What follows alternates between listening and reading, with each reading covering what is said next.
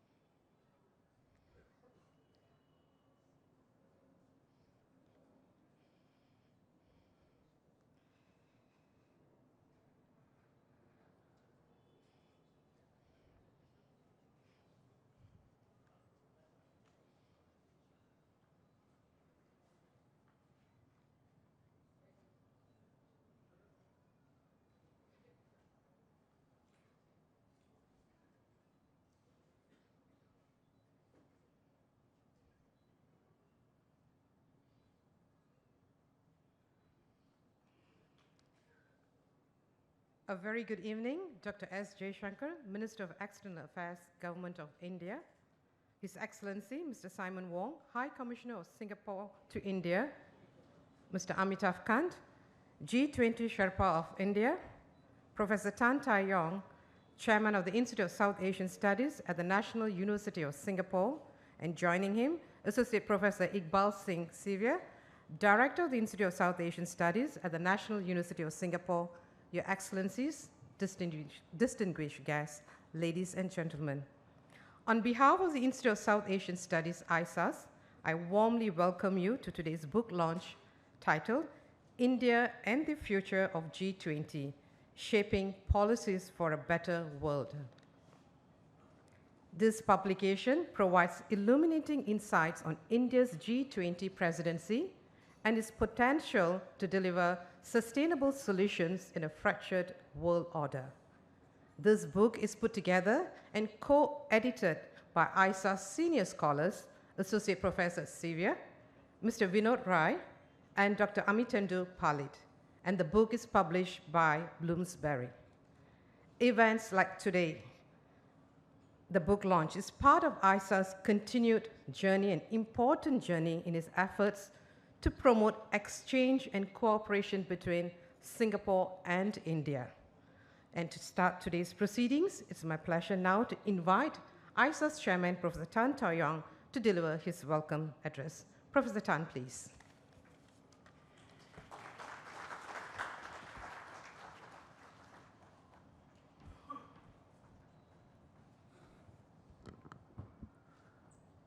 Dr. S. Jaishankar, Minister of External Affairs, Government of India, Mr. Amitabh Kant, G20 Sherpa of India, Excellencies, distinguished guests, ladies and gentlemen, good evening.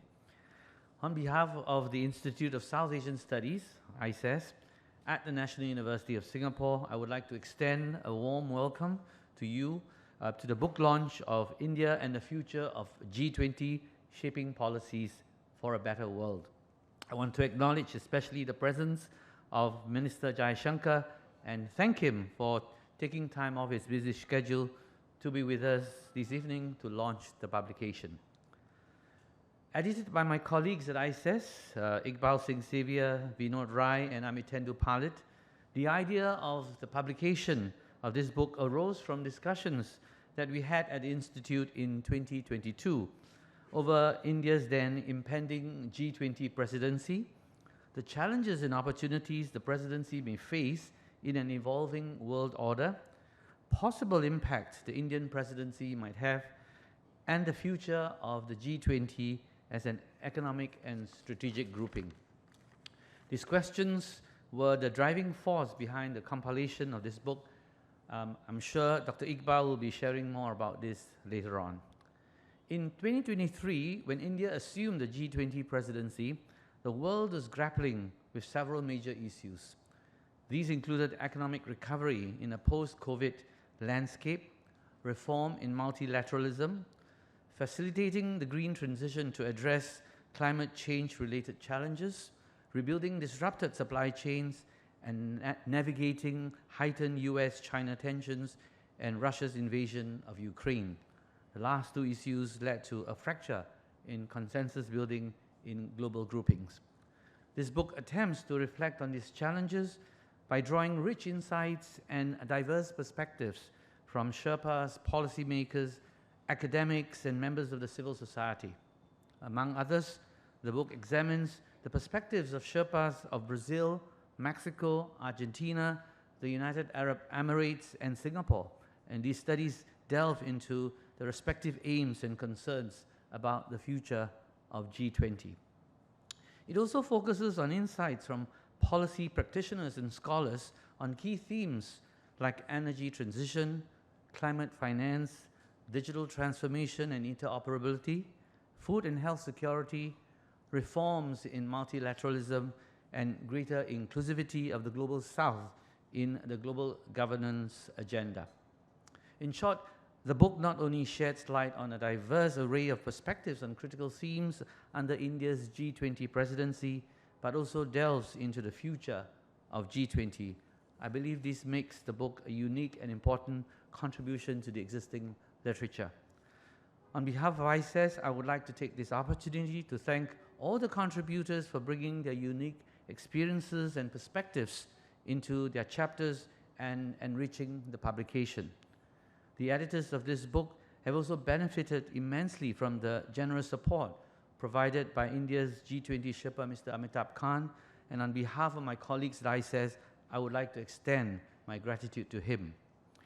I would also like to thank Dr. Samir Saran from the Observer Research Foundation, Dr. Sachin Chaturvedi from the Research Information System for Developing Countries, and Ambassador Sujan Chenoy from Manohar Parrikar Institute for Defense Studies and Analysis for their contributions to this publication and for the support from their respective institutions. This book is a representation of the kind of work that we do at ISAS. As an autonomous research institute at the National University of Singapore, ISAS focuses on contemporary issues in South Asia, as well as its interactions and relations with the rest of the world. We at the Institute have leveraged our unique position in Southeast Asia to provide perspectives and explore linkages between South Asia, Southeast Asia, and the rest of the world. I'm pleased to share that ISAS is celebrating its 20th anniversary this year. We will be organizing several events and engagements in Singapore, India, and across South Asia. On this occasion, I'm delighted that today's book launch is taking place during a milestone year for the Institute. In conclusion, I would like to thank once again, Minister Jaishankar for joining us this evening to launch the publication. We are indeed grateful to all of you for coming this evening, and I would like to express my appreciation to everyone here for sharing with us this important occasion. Thank you very much.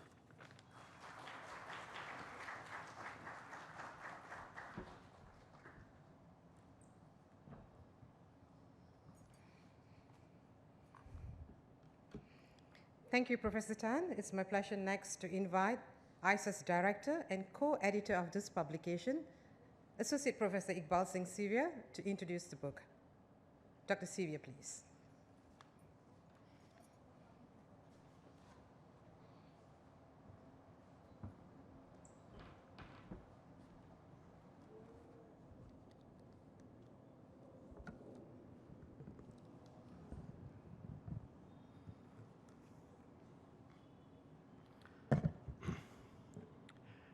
Dr. S. Jaishankar, Minister of External Affairs, Government of India, Mr. Amitabh Kant, G20 Sherpa of India, Excellencies, distinguished guests, ladies and gentlemen, I thank you all for joining us today for the launch of the book, India and the Future of the G20. As Professor Tan Tai Yong alluded to in his opening address, this book emerged out of conversations in the Institute of South Asian Studies, Singapore, over the evolving world order and the role of India in the emerging multilateral environment. Now, as most of you would be aware, the G20 is an important part of the global multilateral landscape. It constitutes 85% of the global GDP, 75% of global trade, and more than 2/3 of the world's population. And India assumed the presidency of the G20 in a particularly challenging time. The world was witnessing new geopolitical tensions, the Russia-Ukraine war, escalating US-China tensions. All of these raised questions about the shape of the international order and how countries had to align themselves in this evolving system. Now, while the G20 is not a forum to solve security issues, it was clear that these geopolitical tensions were leading to challenges within the G20 of shaping a consensus, but also bringing countries together to define a sort of economic framework or directives. And I like to say that, to get a sense of how geopolitically and geoeconomically the world was changing in 2023, we just have to think about how everybody suddenly knew where Ukraine was on the world map, but also everybody knew the terms supply chains. These were terms that maybe we were not that familiar with prior to this. On the economic front, global growth had slowed, partly due to the pandemic and the supply chain disruptions. Now, the global geopolitical crisis has also contributed to an energy crisis. But I'd like to emphasize here that questions over multilateralism and multilateral institutions did not just emerge because of the war in Ukraine or escalating US-China tensions. There were longer-term structural issues that came to the fore in 2023. There was a north-south divide that played out in interesting ways. If you think about it, much of the developing world, in fact, about 40% of the developing world was grappling with severe debt crisis. This led to questions over the global financial architecture. There were also serious issues raised about the representative nature of international institutions, be they the IMF, the G20, or the United Nations. And these were particularly salient given that the economic landscape had evolved to a point at which developing countries were actually contributing much more to the global GDP than they were 10 or 20 years prior to this. And in this mix, we also had an escalating climate crisis. Now, we know that in 2009, at the COP15 in Copenhagen, the developed countries of the world committed to mobilizing $100 billion annually by 2020 to assist the green transition in developing countries. But as of 2022, this target was far from being met. OECD records show that only about 83 billion had been raised. And then we had the COVID issue, which had a denting effect on how much could be committed by the developed world. In 2022, in COP27 at Sharm el-Sheikh, there was an agreement about a fund on losses and damages. But when India assumed this presidency, we still didn't have the mechanisms for this sort of fund, how this was going to work, how it was going to be distributed, etc. And these questions and discussions are still ongoing. But more broadly, I would say that there was also a sense in much of the world that even climate solutions were framed through the lens of the developed world, and this neglected nuances and specificities of every global constituent who was involved in this crisis. But I've mentioned the word crisis a number of times, and I'd like to mention it one more time to say that crisis and evolution were not new to the G20. In fact, the G20 arose as a forum to deal with crisis. In 2000, I should say in the 1990s, the Asian economic financial crisis led to the rise of the G20 as a body to coordinate a response to this crisis. And in 2007 and 2008, the financial crisis now led to the evolution of the G20 into a leader-level summit.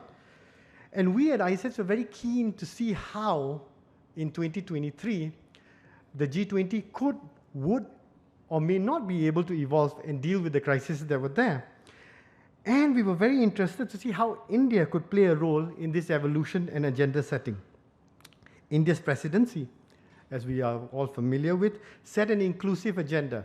Now, it was inclusive in not only the countries that were participating, but also in the issues that were brought up and the fact that the developing world had a role at the table in setting this agenda. And this agenda setting is also important given that India's presidency happened at a juncture at which a number of developing countries were going to preside over the G20. Now, India succeeded Indonesia and handed the presidency over to Brazil. And after Brazil, the presidency will move to South Africa. So the agenda setting itself was something we were very interested in, and we're looking now ahead at whether there'll be continuity in this. More broadly, if we look at the agenda, we find that India brought a number of things to the table which are increasingly important in the global environment. These include the issues of digital connectivity, data, and also standard setting.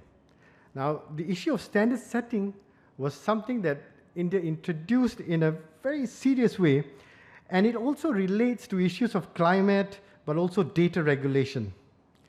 Another thing that we were interested in seeing at ISAS as we set out putting this book together was whether India could play a role in bringing a consensus within the G20, but also shaping a consensus between the G20 and the G7's agenda. So could India play this bridging role? And there were a number of questions that our contributors dealt with. How to formulate a debt rescheduling arrangement? How could we recapitalize and reform the multilateral development banks? How could the G20 not just finance, but also shape the green transition? And in this regard, India introduced the idea of life, or the lifestyle for environment, where it emphasized the adoption of a lifestyle for the environment change and not just a focus on financial structures. We also were interested in seeing if the G20 could be more inclusive as a multilateral forum, and also what would a substantively inclusive G20 look like? Now, these are some of the questions we raised and some of the crises we were trying to respond to, but I must say that, and this is a plug for the book, is that we also provide answers and proposals in this book as well. I'm not going to give you the answers because I would like you to purchase the book actually and read it, but just some of the sort of things we have actually, our contributors have raised. One is the importance of reasserting the significance of international economic linkages and enabling infrastructures for facilitating cross-border finance. We also talk in the book about how we could reform MDBs and whether a reformed global tech structure could work. Another issue which I should highlight here is the importance of drawing private investments to enable climate change and for developing countries to be able to meet the Sustainable Development Goals. And how India's digital public infrastructure, or DPI, could shape a development-centric data agenda. Now, that in a nutshell is what we attempted to do and have done in the book. And I'll just like to quickly add here that the book is divided into two sections. The first section includes contributions by a number of G20 Sherpas, including those from Singapore, Brazil, Mexico, Argentina, and the UAE. And of course, Mr. Amitabh Kant generously provided a foreword to the book. Our aim in having a section devoted to contributions from the Sherpas was to get a sense of how policymakers who were involved in shaping the G20 and making it work felt about the future of the G20, the challenges they were confronting, but also what were their hopes and perhaps even their concerns from the future of the G20. The second section includes a number of contributions from scholars and practitioners based from across the world, and they deal with a wide array of issues from climate change to debt restructuring to the issue of the global south and its role in the international institutions. I just want to end by talking a little bit about the process of the book itself. Now, George Orwell famously said that working on a book is a long, arduous, painful, exhausting struggle that is comparable to a painful illness and almost near death. I'm happy to say our experience in putting this book together was far from this. It was a very pleasant, very contributive and cooperative experience, and I have a number of people to thank for this. I would like to extend my thanks to Mr. Amitabh Kant, who had been a source of support to this book right from the first point at which we came up with the idea. I would like to thank the Sherpas who kindly and generously contributed their time and their thoughts to this book. I would also like to thank every contributor who were very critical in their approach to the issues, but also wrote their pieces in a way that are accessible to someone who doesn't know too much about how these multilateral institutions work. I would also like to thank our publisher, Bloomsbury, for their support through the entire process, and I should also add their patience through the process as well as we work through getting everything together. And we had a number of institutions that extended their support, ORF, RIS, IDSA, and I thank all of you for the support. And I won't name all the contributors here. Some of them are with us today. I have the pleasure to thank them personally. I would also like to thank our research analyst, Divyani Chaturvedi, who was part of this process from day one and is still among us today, who's helping set everything together for this discussion today. And with that, I thank you all for joining us today, and I look forward to the following event. Thank you so much.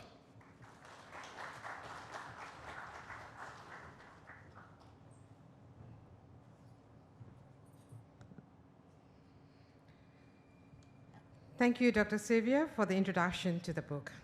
Ladies and gentlemen, it's my pleasure now to invite Mr. Amitabh Kant, G20 Sherpa of India, to deliver the felicitation speech. Mr. Kant, please.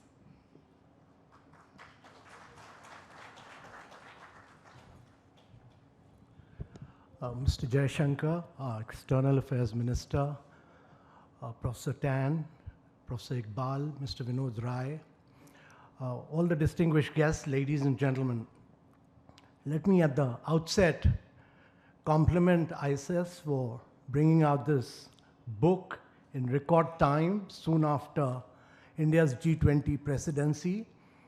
There are many other universities around the world who are working on India's G20 presidency and doing a book, but you've beaten them, all of them at it. So you're the first off the mark. Let me also say that it's been a pleasure working with all of you towards the publication of this book. It's a seminal work. It's a remarkable book because it has writings from several Sherpas, which gives you a perspective of different countries. It covers all of India's priorities. And this book is remarkable because it brings out all the challenges which India was confronted with when it took over the presidency. I want to be extremely brief, and I want to just merely say that despite all the challenges, the Prime Minister wanted us to be very ambitious. He wanted us to be very inclusive. He wanted us to be decisive and action-oriented. And at the end of it all, we came out with a statement which had 83 paras. We've brought multilateralism back center stage at a time when it's a fractured world. We've managed to bring growth and development center stage. We've pushed the agenda of sustainable development goals. We've brought green development back as a driving force in a very big way, bringing climate action and climate finance as a very big force. We brought the agenda of inclusive growth by bringing the Global South center stage. We ensured that G20 became G21 by making AU as a permanent member of G20. And we brought many of the remarkable things which India had spearheaded, particularly the digital public infrastructure. And we said that the world will not grow and develop in an inclusive manner without the digital public infrastructure. But I think the most remarkable thing was that India was able to push the agenda of the reforms of the multilateral financial institutions, which is very critical for both sustainable development goals and for climate action. And we were able to bring what our Prime Minister had spearheaded, women-led development, back on stage in the global center stage. We were able to bring consensus on all, global consensus on all these issues. And to my mind, there were several challenges, but bringing everybody together demonstrated India's great global influence to straddle the world of G7, to take developing countries along, and to bring China and Russia all together on all key issues confronting the world. And that's why I really think that this book is seminal in many ways, because it highlights what all India has been able to achieve. Ladies and gentlemen, I'm truly delighted that this book is being released by our External Affairs, Mr. Jaishankar. Throughout this presidency, he was a big source of inspiration and great source of motivation to all of us, me and my entire team, which is here today. And whenever I was facing several challenges, particularly on issues of Russia and Ukraine, I fell back upon him, and he has always been a person who gave all the right advice for us to spearhead it. So I'm particularly delighted that all of you got Mr. Jaishankar to release this book. Thank you very much. It's been a great pleasure working with ISAS. Thank you.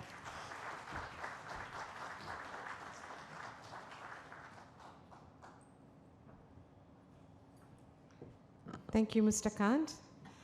Mr. Kant, I would like to request you to be on stage again. May I, please? And joining him, I would also like to request Professor Tan, Dr. Sylvia, and co-editor of the publication, Mr. Vinod Rai, to join Mr. Kant on stage for the launch of the publication. Sirs, may I have you on stage now, please?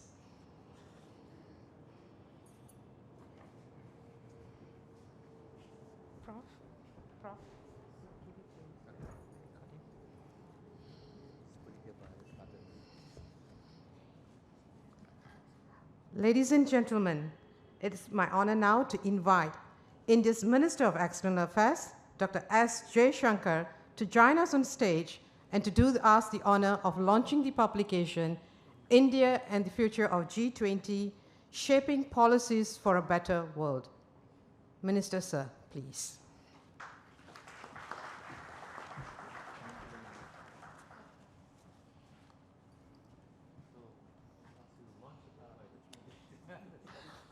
Ladies and gentlemen, the unribboning and launch of the book signify an important milestone for ISAS. And Professor Tan will also now present a copy of the book to Mr. Kant. And together, may I request everyone on stage to pose for a group photograph for the album.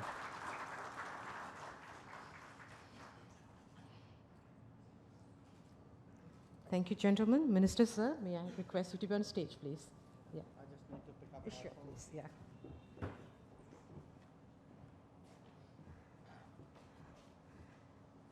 Thank you, sir. Ladies and gentlemen, it's an honor to invite the Honorable Minister to deliver his address. Minister, sir, please.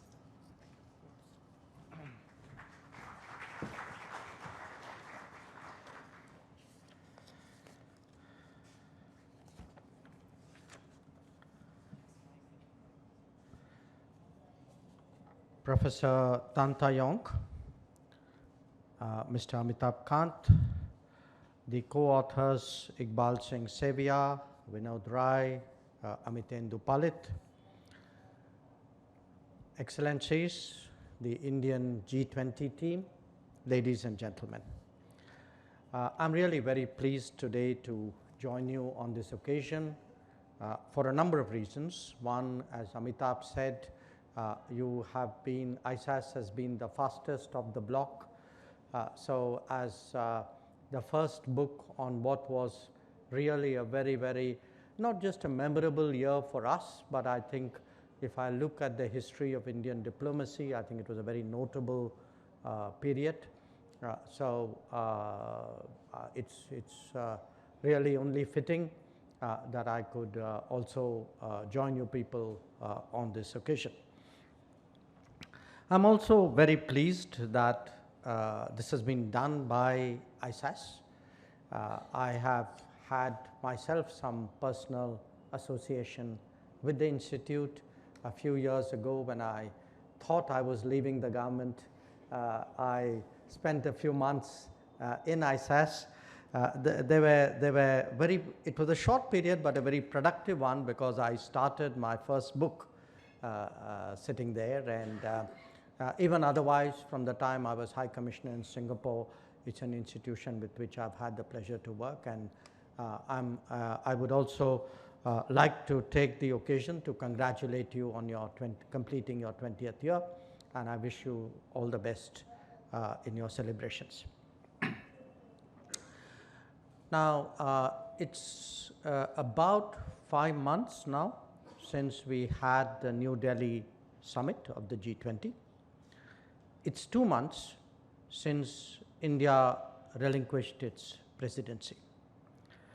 So it's a natural thought for many of us who were involved with the G20 to reflect on how it is perceived, how it is remembered, how it's analyzed.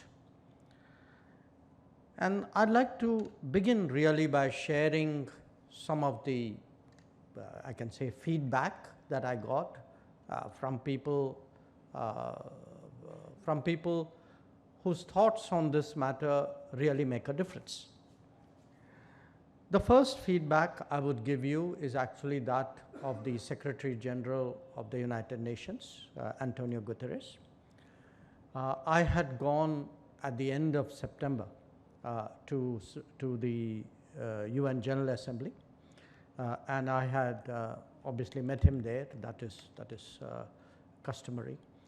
And I must say he was very, very appreciative of how the New Delhi summit had gone, how the G20 process had gone, because for him really this presidency had helped to get multilateralism back on the right track.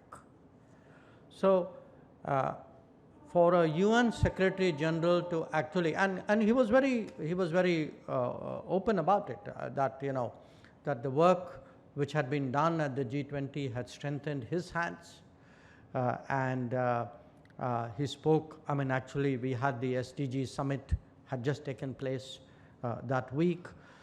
So he said whether it's the refocusing on the SDG, the IFI reform, the Green Development Pact, the digital public infrastructure, he said, look, this is exactly what I was trying to get the world to talk about and think about. Unfortunately, there were other fires which sort of took more of the attention and the oxygen. So in that sense, he really valued the work of the New Delhi summit and the G20 presidency. The second feedback, which I still get, is from the Global South.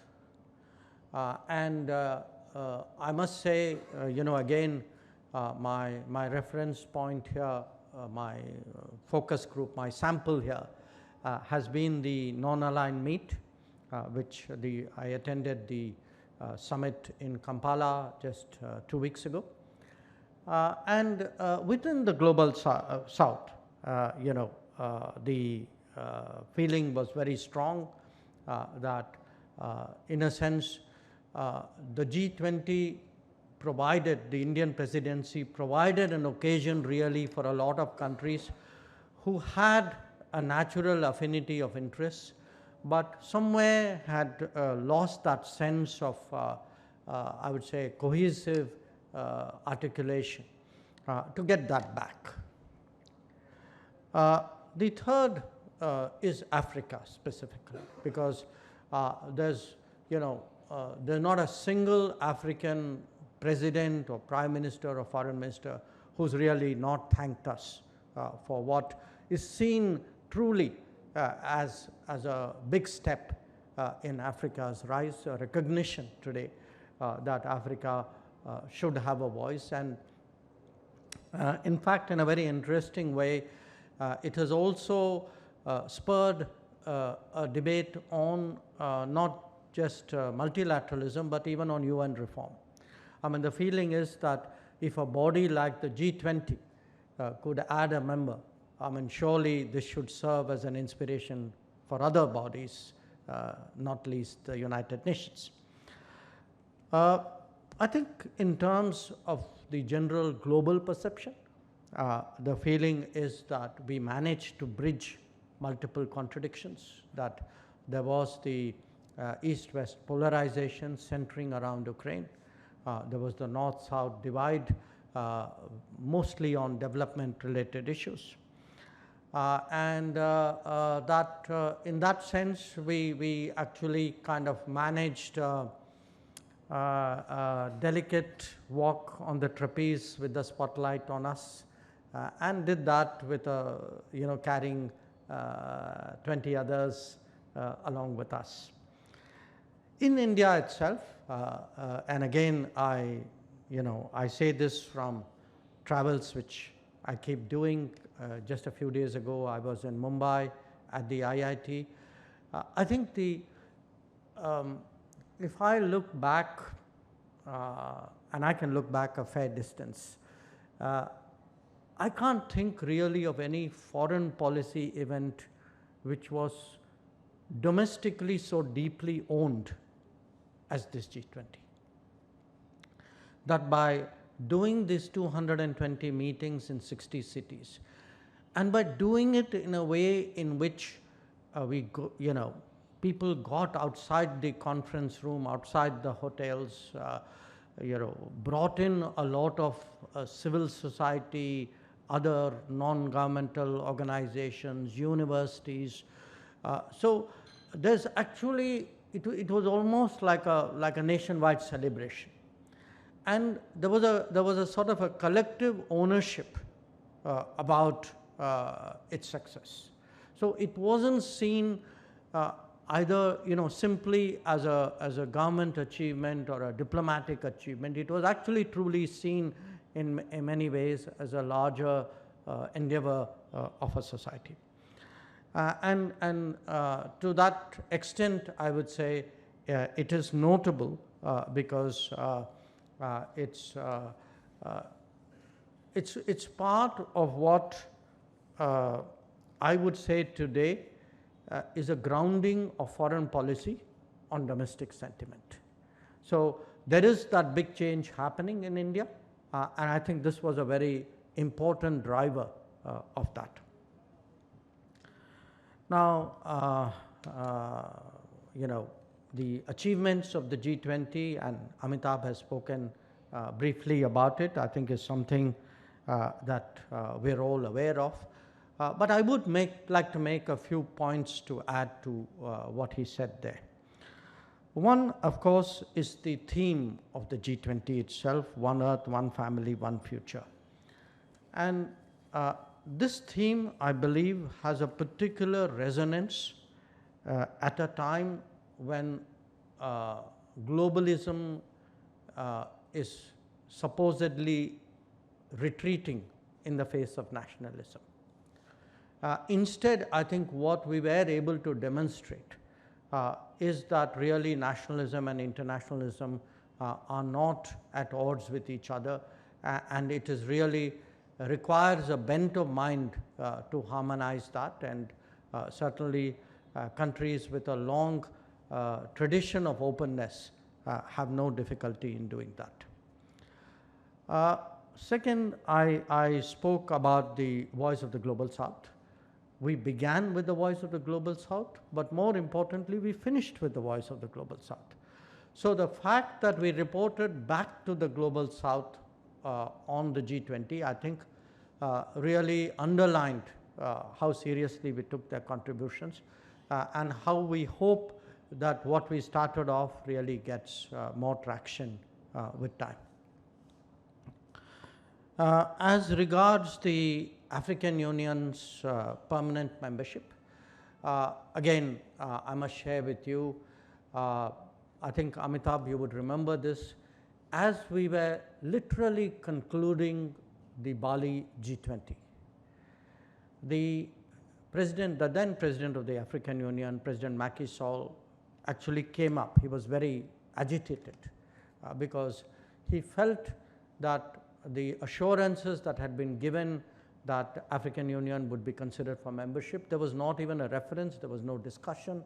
As I said, certainly in the Indonesian presidency, much of the oxygen really got taken by the Ukraine issue. And he sort of articulated his feelings very strongly. And I heard Prime Minister Modi assure him that, look, don't worry, I mean, this, we are now going to sort of pick up the baton. So for me, this was a international version of Modi Ki Guarantee, that he guaranteed to President Macky Sall that in our presidency, we will get it done. And to round off that story, I must tell you, when the BRICS met in Johannesburg, President Macky Sall actually came up to him and said, look, you gave me a guarantee. I know that you took that initiative to write a letter to other members suggesting this strongly. He didn't say in a manner in which nobody could say no, but that's, I guess, what he meant. I think today the fact that we took this upon ourselves, this initiative, we pushed it through, this is something which is hugely appreciated. It was the right thing, it was a smart thing. I do think it would give G20 a much greater credibility and a broader representation in the times to come. Now, I referred to the action plan in regard to the SDG. I mentioned to you that the Secretary General UNSG actually felt that it had helped to energize the SDG summit. I must also say that I had a similar sense from Sultan Jaber when it came to COP28, that he was continuously in touch with us through the G20 presidency, and he too felt that whatever was done in the course of our presidency certainly strengthened his hands when it came to the COP in Dubai. One notable initiative, of course, was the LIFE initiative. I think, Iqbal, you referred to it as well. And it is an interesting initiative because it takes, what is a big, very serious issue from the public policy domain, and it translates into personal behavior and norms. That, climate action and climate justice is not something which somebody out there has to do so that we can all live better in the planet. It is a way of actually reminding ourselves of our individual responsibilities. And I think in that sense, it's actually a very interesting example to me of democratizing and individualizing what are big policy challenges facing the world. Another important achievement, of course, again, Amitabh referred to it, which was the IFI, the multilateral development banks, the better resourcing. The reports which were co-led by Mr. N.K. Singh and Larry Summers, I think these will be picked up and taken forward in the Brazilian presidency. And certainly, I think they do give the conceptual construct today to make this much more serious. On digital public infrastructure, I just want to say that, people have seen in India what a game changer it can be. That today, if we have such a vast array of programs and initiatives on a scale which would have been unimaginable 5 years ago, maybe 10 years ago, when single programs can target 800 million people like our Anna Yojana, the food support program, or 450 million people like the Mudra loans, or even the housing program today, which has 40 million families as beneficiaries.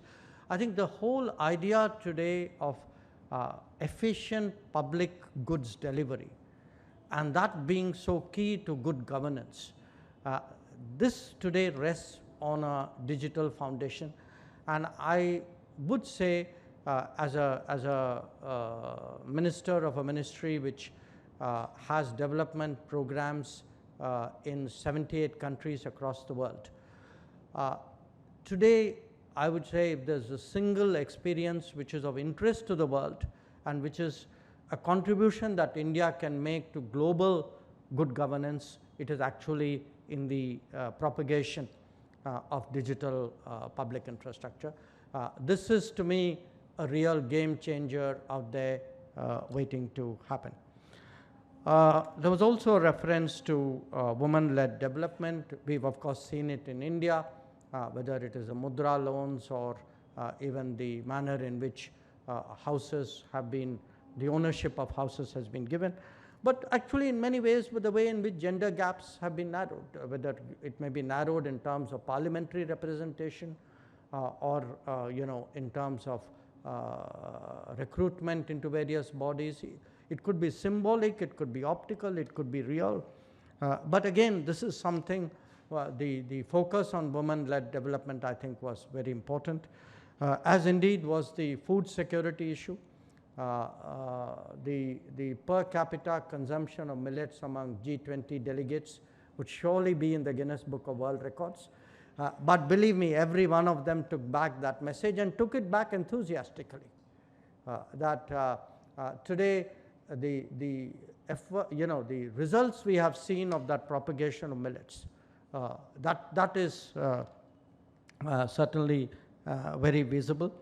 There were a few other, I think, ideas, including the skills-based migration pathways, because if one looks at the decade ahead, I think as we contemplate a global workplace, see how mobility agreements are becoming more and more important, it was timely that the G20 looked at the whole idea of migration pathways.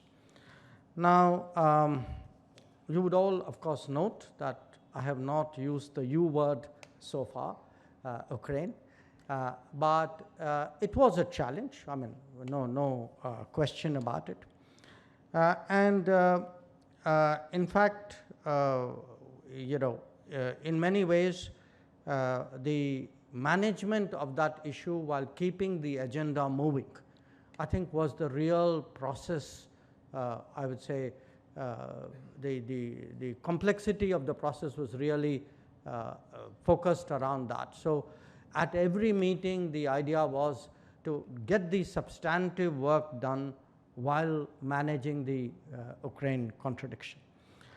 So you could well ask me that, in a sense, what was the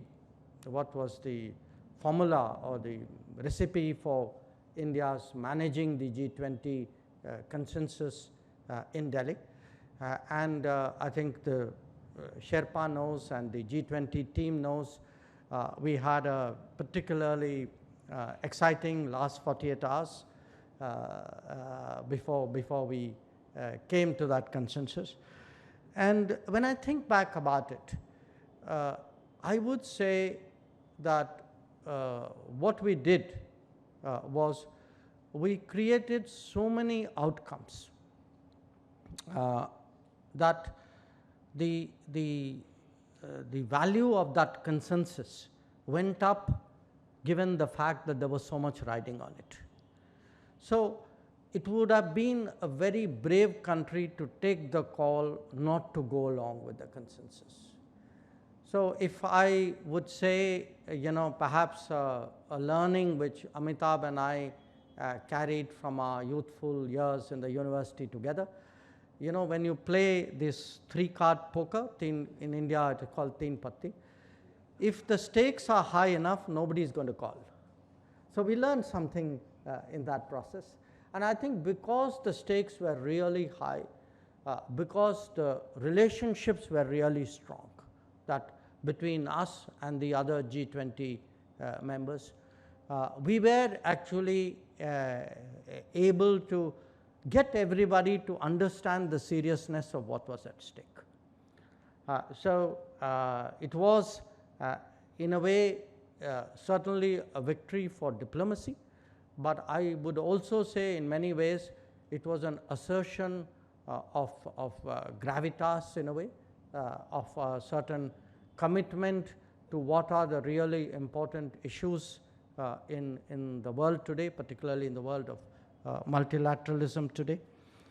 So that's, I think, in a way the reason why we could end up as well as we did. So finally, we have, of course, passed the baton on to Brazil. And in doing this, it's also important to recall that we are in a singular position of 4 developing countries having back-to-back presidencies. We hope to make the most of it. But certainly, from an Indian perspective, I would say this G20 was for us a test of our ability to emerge as a Vishwamitra, a friend, kind of a consensus builder, a bridge builder in the world today. It was an extraordinary year, but at the end of it all, a very, very satisfying year. Many key participants are here in the room today. But I would like to thank ISAS, I'd like to thank the co-authors that for reflecting on these experiences, for encouraging other Sherpas to comment on it as well, because I do think when people look at the history of G20, they will surely see in the New Delhi summit a very important inflection point. Once again, I thank you for giving me the opportunity to share my thoughts with you on this occasion.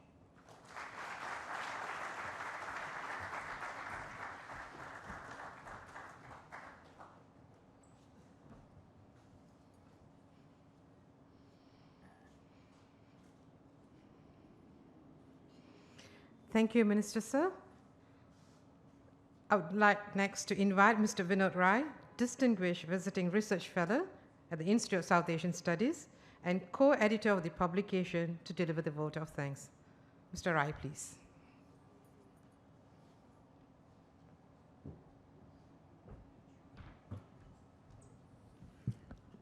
Dr.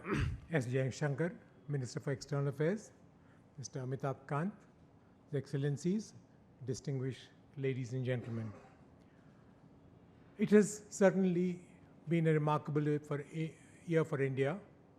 India provided absolutely landmark leadership to all the group of countries in the year that India held the presidency. The crowning glory for this was those 83 paras which were accepted unanimously on the first day of the meeting, with no voice being raised against whatever had been written on those paras. I thought that is an absolutely remarkable feat in diplomacy that India could provide. Behind the scenes, what Dr. Jaishankar did, contacting every leader in every state, country's capital, Amitabh negotiating, cajoling, threatening, or whatever he did, we really don't know, but managed to get those paras together, and the remarkable team that is available with us, providing absolute service, support to these people. I think that was the crowning glory for India's presidency. So we thought this is the best that we could do to chronicle the achievements, the issues discussed, and the solutions provided, curate them into the form of a book, and put them out for posterity or the other nations to see. And that is the book that you have. The remarkable part of it is that the conceptualization of the book was done in this very hotel over a breakfast meeting that we had with Amitabh, and he suggested that we go ahead with it, and so support was provided by all the people who have contributed to the book. I would like to take this opportunity to thank, firstly, Dr. Jaishankar, the Minister for External Affairs, who has graced the occasion to launch this book for us. You all know how busy he is, and he's just told us that while traveling from his residence to the office, he just takes a minor detour via Kampala. He has been busy, but his interest in ISAS and the book has been remarkable. Thank you very much for coming and joining us this day. Amitabh has been a colleague, a source, and he contributed a foreword in the book. We kept contacting him for all kinds of issues, and he put us in contact with the Sherpas and other people. Amitabh, thank you very much. Your contribution has been remarkable. I also take this opportunity to thank my colleagues in ISAS, Dr. Tantayong, Dr. Xavier, and a colleague, Dr. Palit, who is not present with us today, who actually did the heavy lifting, and of course Devyani, who gave us all the support that we could. It has been a satisfying experience for us to put it all together, and for you, ladies and gentlemen, for being with us this evening, for this very cold evening, sitting on an open terrace to help us launch this book. Thank you very much. It has been very gracious for each one of you. We are so very grateful for it. Thank you.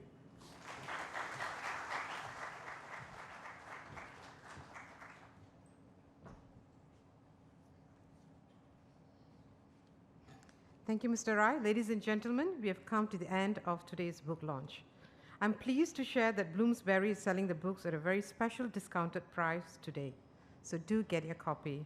And with that, I thank you for your participation and look forward to seeing you at our ISAS future events.